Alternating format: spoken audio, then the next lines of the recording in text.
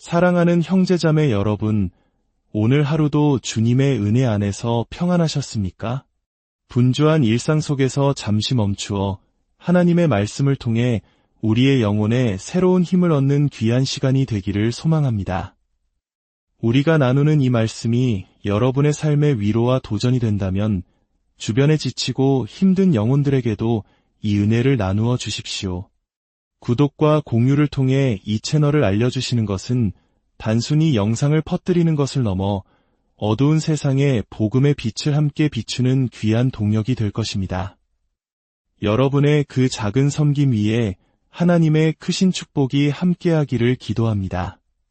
자, 그럼 오늘 함께 나눌 이야기의 문을 열어보겠습니다. 혹시 이런 기분을 느껴보신 적 있으신가요? 내 안의 모든 열정이 다 사라져버린 것만 같아 마치 힘차게 달려야 할 자동차의 시동이 꺼져버린 듯한 느낌 말입니다. 우리 모두는 때때로 그런 순간을 마주합니다. 그것이 어떤 일이든 상관없습니다. 화려한 스포트라이트를 받는 연예인이든 묵묵히 자기 자리를 지키는 평범한 직장인이든 아이들을 돌보는 위대한 어머니든 학생이든 목회자든 우리는 자신이 하고 있는 일에 문득 지치고 모든 것을 내려놓고 싶다는 생각을 하게 됩니다. 그것은 결코 이상한 감정이 아닙니다. 죄책감을 가질 필요도 없습니다. 그것이 바로 연약한 우리 인간의 본성이기 때문입니다. 오히려 그런 감정은 우리에게 보내는 신호일 수 있습니다. 이제 잠시 멈추어 너의 마음을 돌아볼 시간이란다. 혹은 잠시 휴식을 취하며 새로운 힘을 얻어야 할 때란다 하고 말이죠. 저 역시 매일 아침 하나님과 교제하고 말씀을 묵상하는 시간을 무엇보다 소중히 여깁니다. 하지만 지난주에는 이틀이나 그 시간을 갖는 것이 너무나 힘들게 느껴졌습니다. 성경을 읽으려 해도 글자가 눈에 들어오지 않았고 기도를 하려 해도 마음이 공허하게만 느껴졌습니다. 과거의 저였다면 이런 제 모습에 크게 실망하고 자책했을 겁니다. 내가 믿음이 부족해서 그래 하면서 말이죠. 하지만 이제는 압니다. 때로는 잠시 멈춤이 필요하다는 것을요. 그렇게 잠시 숨을 고르고 나면 다시금 새로운 마음으로 주님 앞에 나아갈 수 있게 됩니다. 물론 만약 여러분이 하는 일이 항상 견딜 수 없이 고통스럽다면 그것은 어쩌면 하나님께서 여러분을 다른 길로 인도하고 계시다는 신호일 수도 있습니다. 하지만 우리가 겪는 대부분의 문제는 다른 곳에 있습니다. 바로 우리의 감정에 너무 많이 의존한다는 것입니다. 우리의 신앙 여정에서 감정에 따라 행동하는 것은 영적으로 미성숙한 모습일 수 있습니다. 기분이 좋을 때만 옳은 일을 하고 기분이 나쁠 때는 모든 것을 포기해버린다면 우리는 결코 영적인 승리를 경험할 수 없습니다. 다시 한번 강조합니다. 기분이 좋든 나쁘든 하고 싶든 하고 싶지 않든 마땅히 해야 할 옳은 일을 할 수 없다면 우리는 결코 사탄의 시험을 이겨낼 수 없습니다. 사탄은 바로 우리의 그 변덕스러운 감정을 가지고 장난치기를 가장 좋아하기 때문입니다. 몇 년 전 어떤 사람이 제게 물었습니다. 그렇게 전 세계를 여행하며 사역하는 기분이 어떠세요? 저는 잠시 생각에 잠겼다가 이렇게 대답했습니다. 글쎄요, 제 기분이 어떤지 제 자신에게 물어본 지 꽤 오래된 것 같네요. 때로는 우리 자신에게 내 기분이 어때? 라고 묻는 것을 멈출 필요가 있습니다. 그리고 그 감정을 넘어서서 우리가 마땅히 해야 할 일을 묵묵히 해나가야 합니다. 물론 저도 제가 하는 일의 모든 부분을 다 좋아하는 것은 아닙니다. 낯선 호텔에 머무는 것을 썩 좋아하지 않습니다. 특히 조명이 어두침침한 호텔방에 들어서면 대체 왜 이렇게 어둡게 만든 걸까? 방이 얼마나 더러운지 못 보게 하려는 건가 하는 불평이 절로 나오기도 합니다. 45년 넘게 사역을 해오면서 솔직히 때로는 사람들 앞에서 재정적인 후원을 요청하는 것이 지칠 때도 있습니다. 듣는 여러분도 지겨우실 텐데 매번 그 말을 해야 하는 입장은 오죽하겠습니까? 하지만 이 거대한 사역은 재정 없이는 불가능하고 저 혼자 힘으로 그 모든 것을 감당할 수는 없습니다. 그래서 저는 요청해야만 합니다. 그것이 제가 가장 사랑하는 부분은 아닐지라도 저는 제가 하는 이 사역 전체를 사랑합니다. 여러분, 이것을 꼭 기억하십시오. 우리가 어떤 일을 하든 누구와 함께 살아가든 그 안에는 반드시 우리가 좋아하지 않는 부분이 있기 마련입니다. 그것이 결혼 생활이든 직장 생활이든 심지어 신앙 공동체 안에서도 마찬가지입니다. 그것이 바로 인생입니다. 우리가 만약 좋아하지 않는 부분에만 집중한다면 우리는 아주 큰 문제에 빠지게 될 것입니다. 우리는 전체를 바라보아야 합니다. 언젠가 제 남편의 단점들에만 집중하며 불평하고 있던 때가 있었습니다. 하나님께서는 제 마음에 이런 감동을 주셨습니다. 종이를 꺼내어 남편에게서 내가 좋아하는 점과 좋아하지 않는 점을 모두 적어보아라. 저는 그 말씀에 순종했습니다. 그리고 놀랍게도 제가 남편에게서 좋아하는 점들이 적힌 목록이 그렇지 않은 목록보다 아주 훨씬 더 길다는 것을 깨닫게 되었습니다. 제 문제는 순식간에 해결되었습니다. 어쩌면 오늘 이 자리에 계신 누군가에게 바로 이야기가 필요할지 모릅니다. 여러분은 너무 오랫동안 잘못된 것에만 집중해왔습니다. 내 자녀의 문제점, 내 직장의 불만, 우리 교회의 단점, 그리고 무엇보다 내 자신의 부족함에만 매달려왔습니다. 하지만 성경은 우리에게 긍정적인 것들, 선한 것들을 생각하라고 말씀합니다. 우리는 이미 변화하고 있습니다. 하나님께서 우리를 날마다 새롭게 빚어가고 계십니다. 진정으로 성공하는 사람들은 가슴 뛰는 설렘이나 동기부여가 없을 때에도 마땅히 해야 할 일을 해내는 사람들입니다. 어떤 일을 시작할 때 그 처음은 언제나 설레고 흥분됩니다. 새로운 관계, 새로운 프로젝트, 새로운 결심. 하지만 그 흥분은 영원하지 않습니다. 시작이 있으면 끝도 있습니다. 만약 우리가 그 끝에 도달할 수만 있다면 그 또한 엄청난 성취감과 기쁨을 줄 것입니다. 하지만 시작과 끝 사이에는 반드시 중간이라는 지루하고 힘든 과정이 존재합니다. 그리고 오직 그 중간을 통과해내는 사람들만이 마침내 끝에 도달할 수 있습니다. 하나님은 우리가 열정으로 가득 차기를 원하십니다. 불과 같은 뜨거움을 가진 사람들을 기뻐하십니다. 우리 스스로 예수님에 대한 뜨거운 열정이 없는데 어떻게 다른 사람들의 마음에 불을 지필 수 있겠습니까? 죽은 것은 아무것도 주님을 찬양할 수 없습니다.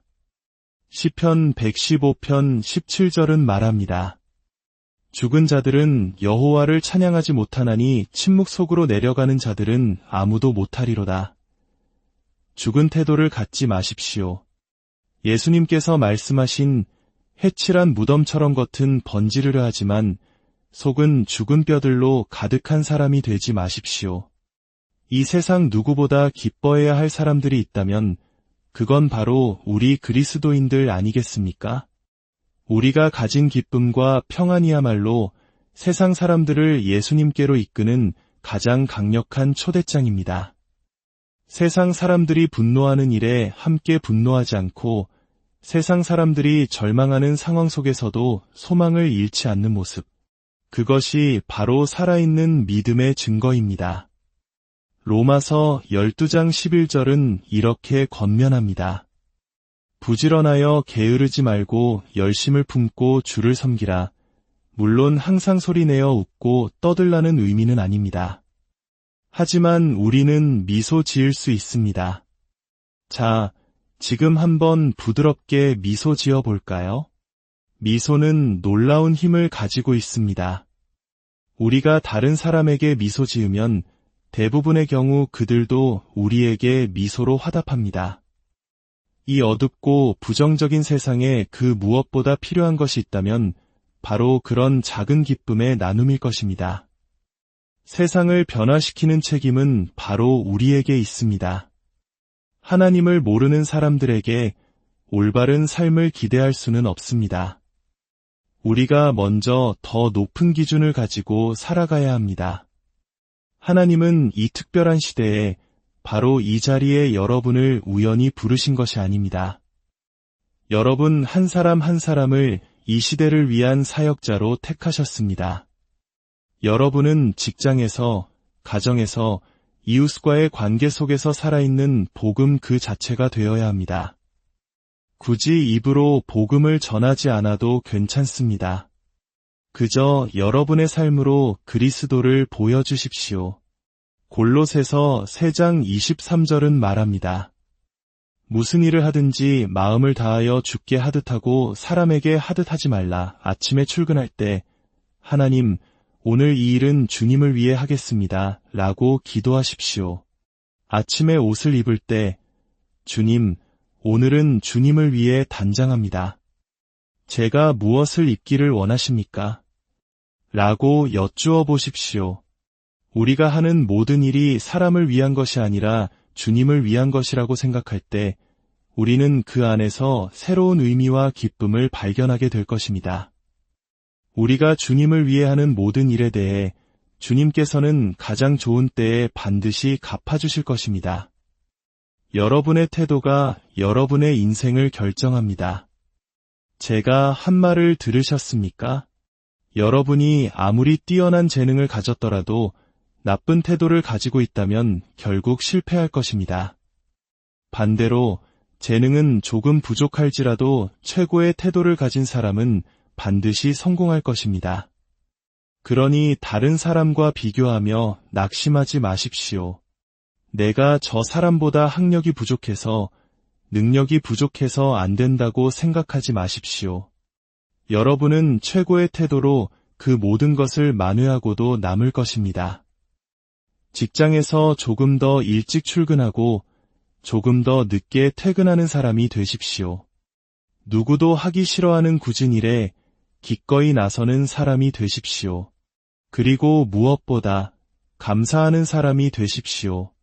마음속의 열정이 모두 사라지고 무기력에 빠졌을 때 여러분이 얼마나 큰 축복을 받은 사람인지 생각해 보십시오.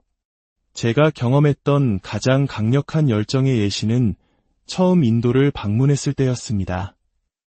그곳에서 저는 나병 환자촌을 찾아 그들에게 음식을 나누어 주었습니다.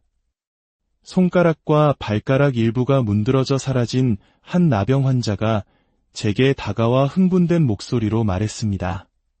제 새 집을 구경하러 오세요. 저는 그를 따라갔습니다. 그가 그토록 자랑스러워하던 새 집은 언덕 비탈에 파인 흙굴이었습니다. 벽과 바닥은 모두 흙이었고 집 안에는 그가 잠을 자는 해먹 하나와 구석에 찌그러진 냄비 두어 개가 전부였습니다. 하지만 그의 얼굴에 가득했던 기쁨과 감사는 좋은 집과 좋은 차, 안정된 직장을 가지고도 늘 불평하는 수많은 그리스도인들의 모습과 너무나도 대조적이었습니다. 우리는 정신을 차려야 합니다. 우리는 가진 것에 대해 넘치도록 감사해야 합니다. 시편 100편 4절은 감사함으로 그의 문에 들어가며 라고 말합니다. 하나님께 감사하고 여러분의 삶에 선한 영향력을 주는 사람들에게 감사하십시오. 성경에서 기다리다라는 단어는 단순히 아무것도 하지 않고 앉아있는 것을 의미하지 않습니다. 그것은 기대하다라는 의미를 담고 있습니다. 여러분은 여러분의 미래를 어떻게 상상하고 계십니까?